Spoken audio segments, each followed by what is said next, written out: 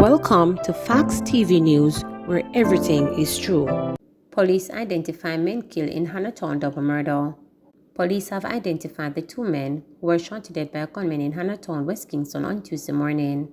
They are Lance Thompson, 28, otherwise called Jaja, and Bibi of an Upper Rose Lane address, and Javon Ferguson, 30, also known as Pim Pim, from Upper Oxford Street, both in Hanaton. The men were shot to death by a gunman traveling in a motor car in their community. Police reports were that about 9:40 a.m., Thompson and Ferguson were standing along Upper Oxford Street when a Toyota Probox drove up along the roadway and stopped near where they stood. Three men, the police said, alighted from the vehicle, pulled guns and opened fire, hitting Thompson and Ferguson, both of whom ran and collapsed a short distance away. The gunmen went back into the vehicle, drove off and escaped. Both injured men were taken to the Kingston Public Hospital, where they were pronounced dead upon arrival. Police recovered more than 20 spent casings of 9mm cartridges at the murder scene. Man gunned down in Mandeville. Police are probing the murder of a man on Kendall Road in Mandeville on Monday night. He has been identified as 34-year-old Jermaine Ford, a resident of Hatfield District in Manchester. Reports are that about 7 p.m., residents heard loud explosions. The police were called to Kendall Road, where Ford was seen lying on the roadway in a pool of blood, suffering from multiple gunshot wounds. He was taken to hospital where he was pronounced dead. A motive has not been established for the incident. Manchester woman's throat slash, spouse in custody. A woman has been hospitalized and her spouse taken into police custody after he allegedly slashed her throat during a domestic dispute in Downs near to Manchester St. Elizabeth border on Tuesday morning. Residents told reporters that about 7 a.m., the woman was getting her daughter ready for school when an argument developed with the child's father. He reportedly accused the woman of being unfaithful. The couple reportedly fought in front of the child, and the man allegedly used a knife to inflict wounds to the woman's throat. Him run out of the house and go hide in a bush. The woman run out of the house and hold her throat, and I tries to help, and the baby started crying and crowd come down, a resident said. The woman was rushed to hospital where she has since been admitted. A police source confirmed that the man was subsequently arrested. American real estate investor shot to death in St. Anne. The police in St. Anne are probing the killing of a United States citizen who was shot to death by a gunman in Shaw Park, Outriders in the parish on Monday evening.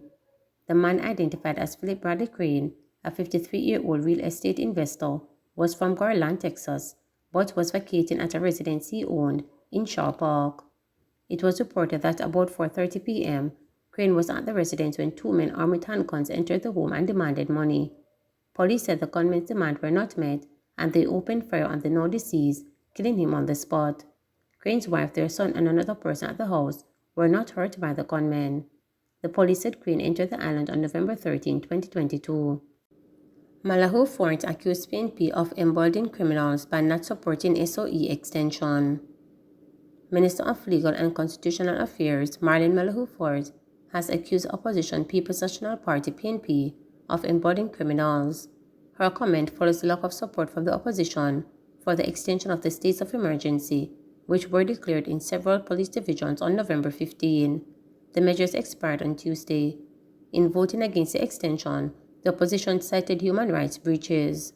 Speaking during a visit with members of the security forces stationed at the SOE checkpoint in Kingston Eastern Division on Monday, Mrs. Malahoo Fort accused the PNP of strengthening criminals.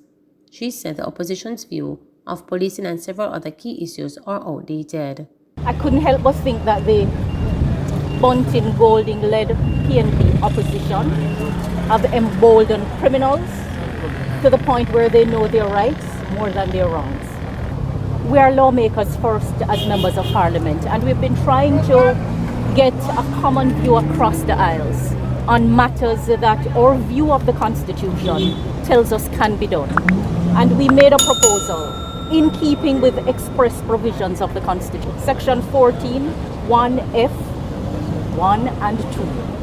That deals with arrest and detention in respect of persons who are suspected of committing crimes, and also the preventive detention side, where it's reasonably necessary to detain or arrest for the purpose of preventing crime. The view that the opposition has about the state of affairs in Jamaica is outdated. The views about policing in Jamaica is outdated.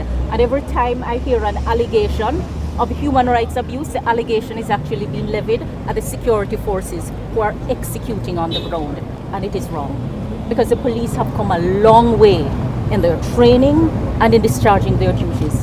And the people are depending on the JCF and the JDF to continue to protect them. And I want to join Prime Minister in assuring you that the government that he leads will do all it can to make Jamaicans safe. Tony Singh sings Popcaan to praise. Former Miss World Tony Singh is beaming with pride at today's release of Next to Me, a collaboration with dancehall heavyweight Popcaan. Asked if the song is a testament to their alleged romance, the former beauty queen neither confirmed nor denied the rumors. All I'll say is there's only love between us, and a lot of it, she told reporters. Earlier this year, Singh and Popcaan sparked dating rumors after the two were reportedly to have traveled together on a private jet to Grenada. They have been spotted together several times since. Singh, the longest-serving Miss World in history, 2019 to 2021, due to the COVID-19 pandemic, said the song represents the strength of her home parish, St. Thomas. Since I was a teenager, I've been a big fan of Popcaan, and he has represented so much more to me because he comes from the same place that I come from. So many times, when I would say, oh yeah, I'm from Jamaica, and people would ask, okay, we're in Jamaica, Kingston, Montego Bay, I'll say St. Thomas, and of course, when I'm greeted with the confusion and where it is, I'll say, you know Popcaan? Yeah, where's he from? We're from the same place. And that always helped to make me feel strong and empowered and very proud of St. Thomas.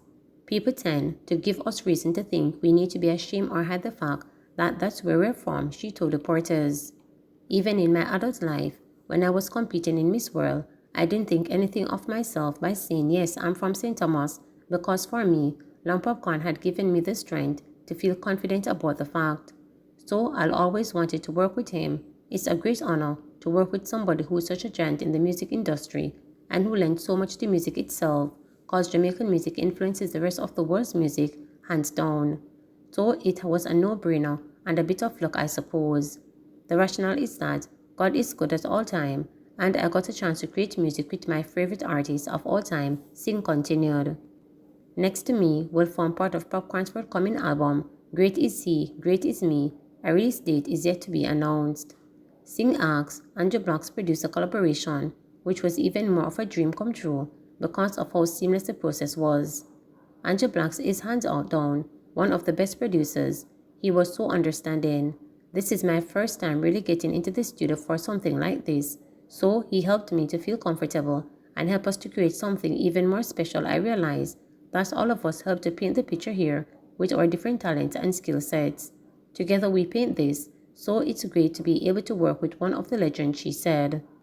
Next to Me represent her first major release, but the beauty queen has been the subject of songs as she was the center of attention of Afrobeats giant Burna Boy's Tony Singh TAS, which features Popcaan and appears on Burna Boy's Love, the mini album. Burna Boy is slated to perform in Jamaica for the first time on December 18, but Singh said she's uncertain if she'll be given the opportunity to perform Next to Me at that concert. I can't really speak to performing at the Burna Boy concert. That would be incredible. I'm very, very honored that he entitled a song on his album after me, but I also say, if God opened the door, I'll walk through it. If he calls, I'll answer, but I can't speak to that, she said. Singh is no stranger to the spotlight. During the finals of the Miss World 2019 pageant in London, England, she performed an outstanding rendition of Whitney Houston, I Have Nothing. She recorded an official cover of the song later that year. Holness questions opposition's motive when it comes to crime fighting. Prime Minister Andrew Holness has questioned the opposition People's National Party PNP's motive pertaining to crime fighting measures. He said the opposition has continued to reject measures suggested by the government to fight crime. Mr. Holness was reacting to the opposition's lack of support for the extension of the state of emergency declared on November 15 and was a subsequent suggestion by leader of Mark Golden that the government should introduce pre-charge detention as a means to tackle crime. Speaking during a tour of SOE Era 4, where he received an intelligence brief on Monday, Mr. Holness said the government suggested the same measure years ago, which was struck down by the PNP. He noted, however, that he is happy that the opposition has made the suggestion and will support the measure. Can you imagine? We had proposed this form in 2019. It was rejected in Parliament. totally rejected in Parliament by the opposition. But now they come to say that, yes, they are proposing it. Now, aside from the plagiarism, the obvious plagiarism, which is being perpetrated by the leader of the opposition, one has to wonder, what is the motive? If they could come to this position now, why couldn't they have accepted it when we presented to them 3 years ago? We would have solved the problem then. You know, it's never too late for a good shower of rain.